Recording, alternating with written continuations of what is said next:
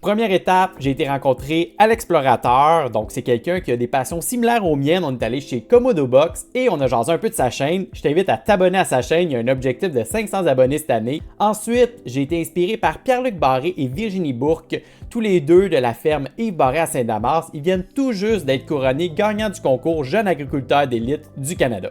Je suis passé pour les deals du vendredi fou chez Potager Mont-Rouge. C'est terminé, mais je te dirais que quand tu veux économiser, d'aller voir ce que nos producteurs locaux font, c'est toujours intéressant. Ensuite, on a eu un petit concours express, le tirage d'un sandwich chez Komodo Box. Toujours dans les concours, on faisait gagner 1 kg de fromage suite à mon menu de raclette que j'ai fait avec 1 kg de fromage de la framerie du Summum.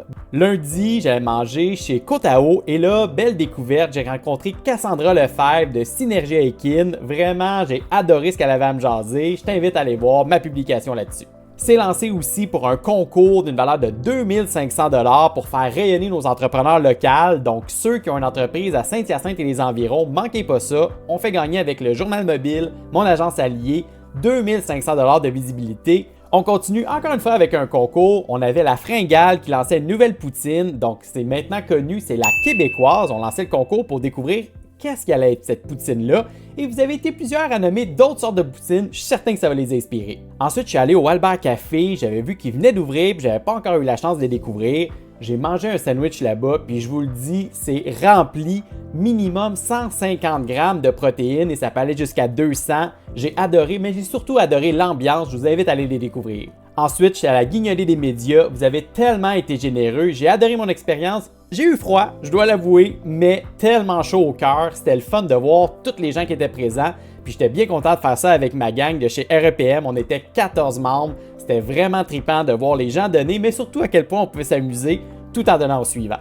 On a ensuite parlé de M-Fitness, qui est un gym inclusif. Donc, si vous cherchez à Saint-Hyacinthe un gym où est-ce que vous allez vous sentir chez vous, clairement c'est l'endroit à découvrir.